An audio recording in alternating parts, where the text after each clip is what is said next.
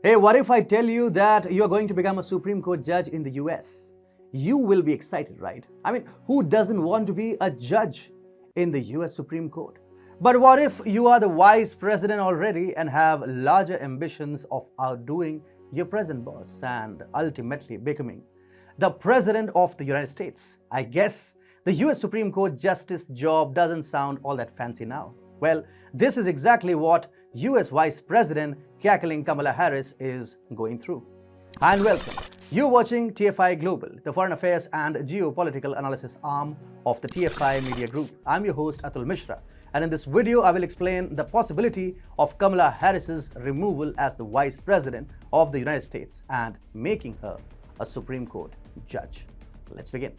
Awkward things will continue to happen as long as Joe Biden is the President of the United States of America. What a stupid son of a bitch. After all, the man is an expert in embarrassing himself and in making speeches that no one can really understand. But wait, he could be onto something far more embarrassing. Ever since the news about Supreme Court Justice Stephen Breyer's retirement came out, speculation has been rife that Biden could replace him with Vice President Kamala Harris. This would help him keep his promise of appointing a black woman to the prestigious post and also get rid of a politically tainted lieutenant ahead of the 2024 presidential polls. And while many may have dismissed this as mere speculation, we are coming quite close to this comical scenario. Former White House Press Secretary Kayleigh McEnany on Wednesday endorsed the bizarre scenario of Harris getting nominated to replace Justice Stephen Breyer. McEnany said, "I think it's a theory that could be credible." She made the observation while co-hosting the Outnumbered show on Fox News.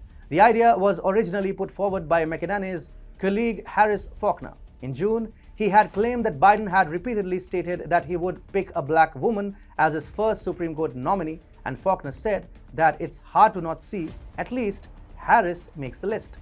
US Vice President Kamala Harris has already spent a full year in power.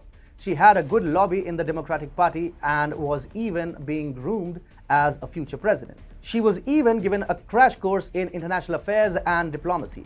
Kamala made a career in law enforcement, but as a future president prospect, she needed to know about international affairs. Kamala Harris, however, made a mess of a job as Biden's deputy.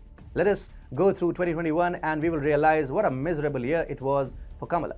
She had some embarrassing moments like laughing in response to her incompetence as the border czar, failing to win favor with Central American leaders, and possibly facing Havana syndrome during her Southeast Asia visit. Let's accept it. Biden is old, but as a seasoned politician, he has no intentions of retiring after the 2024 polls. He wants a second term in power. In fact, he doesn't want to retain a vice president who wants to replace him 3 years down the line. Also, Vice President Kamala Harris's track record is too much of a problem for Joe Biden.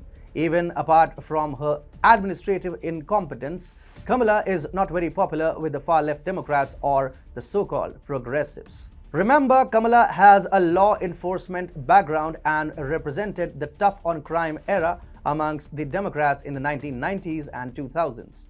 Her criminal justice record does not go down well with the progressives, who do not want to punish criminals and prefer anarchy to law and order. So Biden wants a running mate who would not come out looking incompetent and unfit for the far-left Democrats who control the incumbent administration. This is why he also kept giving her difficult tasks like handling an unprecedented migration crisis on the American border, selling the American Rescue Plan, advocating Biden's infrastructure package, representing women in the workforce, highlighting the black maternal mortality rate, assisting small businesses, assessing water policy, promoting racial equality, combating vaccine hesitancy, and fighting for a policing overhaul. And guess what Kamala failed at? Every single task given to her by Biden. So Biden has every excuse there is to get rid of Kamala and appoint her as a Supreme Court justice instead.